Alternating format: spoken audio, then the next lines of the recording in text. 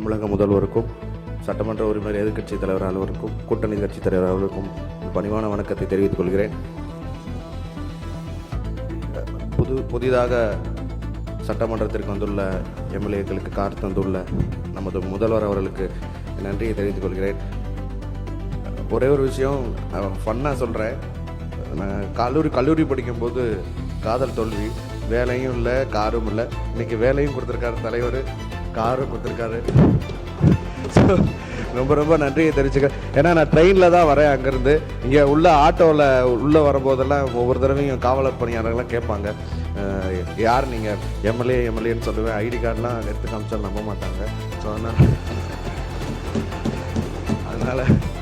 அதனால் இன்றைக்கி 2 விஷயத்தில் நாங்கள் ரொம்ப மகிழ்வாக இருக்கோம். விவசாயிகளும் மக்கள் பணி செய்கிற பசியை போக்குற விவசாயிகளும் சந்தோஷமாக இருக்காங்க.